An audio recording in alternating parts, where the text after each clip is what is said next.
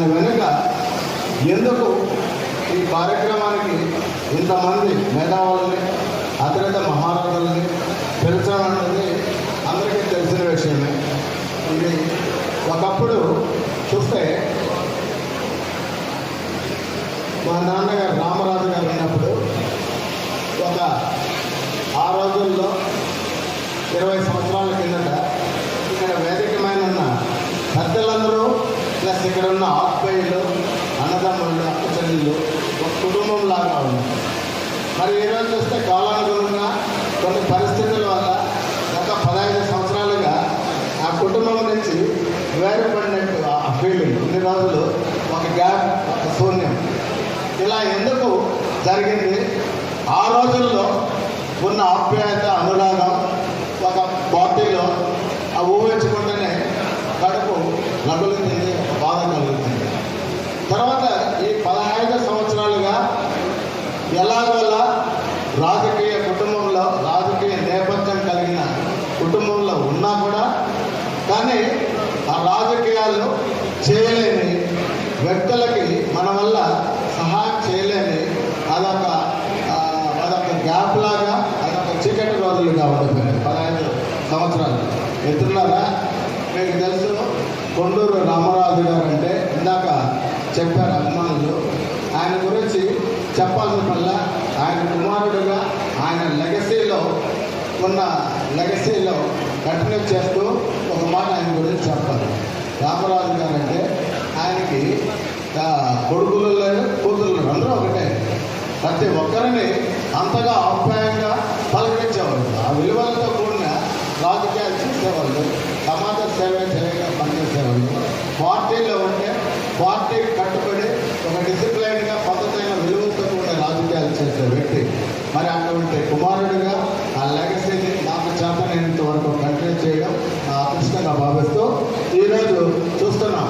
గత కొన్ని తెలుగుదేశం పీరియడ్లో 2002 సార్లు బ్రహ్మాయిని ఎమ్మెల్యేగా చేస్తూ ఆయన వెనుకొండ చేసిన తర్వాత ఒక అనూహ్యమైన కారణం వల్ల 2009లో ఆ రోజు జరిగిన పరిణామాలతో పార్టీ నుంచి వెళ్ళిపోవడం జరిగింది.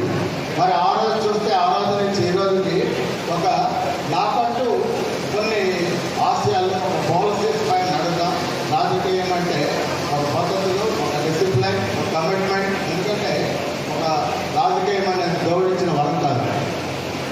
దేవుడిచ్చింది ఒక ఆరోగ్యము, ఒక కుటుంబం. రాజకీయాలంటే ఇవాళ రాజకీయాలంటే దేని చేస్తాం? రాజకీయాలంటే 10 మందికి సర్వీస్ చేసడానికి ఒక ప్లాట్ఫామ్, ఒక వేదిక, ఒక పదవి. అంటే చాలామంది దేశంలో 90% సహాయం కావాలని చేతులు ఉన్నాయి. మరి వాళ్ళకి ఉద్యోగస్తులు డిపార్ట్మెంట్లో పలికే పరిస్థితి లేదు. వారికి చేయక మేడకొండ రవీంద్ర నాకు గుర్తొచ్చిన ఒకే ఒక వ్యక్తి శ్రీ రామరాజు గారు. నాకు 25 సంవత్సరాల వయసులో నేను జిల్లా పరిషత్ వైస్ చైర్మన్ అయితే నేను మొత్తం 50 సంవత్సరాలు 60 సంవత్సరాలు ఉండే వ్యక్తులతోనే కలిసి తిరిగిన. కోడూరు నుంచి, రాజంపేట నుంచి అందరం కడప జిల్లా పరిషత్ దగ్గర కలుసుకుంటే నేను 25 సంవత్సరాల వయసు అయితే వాళ్ళందరికీ 50 సంవత్సరాలు 60 సంవత్సరాలు. ఈ పొద్దు రాజంపేటలో ఉండే సీనియర్ నాయకులంతా నాకు 25 సంవత్సరాలుగా పరిచయం. వాళ్ళల్లో శ్రీ రామరాజు గారు కూడా ఒకరు. నేను 95-2000 సంవత్సరాల మధ్యలో జిల్లా పరిషత్ వైస్ చైర్మన్గా ఉన్నప్పుడు వారు మండలాధ్యక్షులుగా ఉండేవారు. ఆ విధంగా అప్పటి నుంచి నాకు రామరాజు గారు పరిచయం.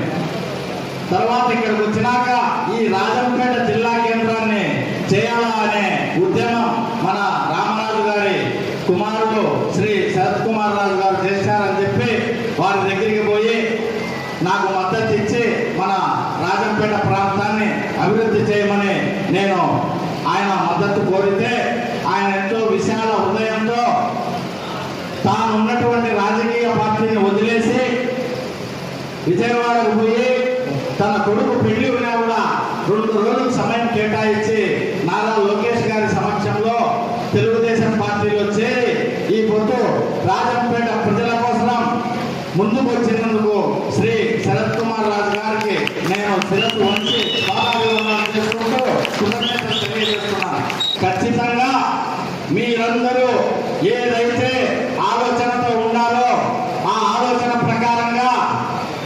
రాజంపేట గళాన్ని అసెంబ్లీలో వినిపించే బాధ్యత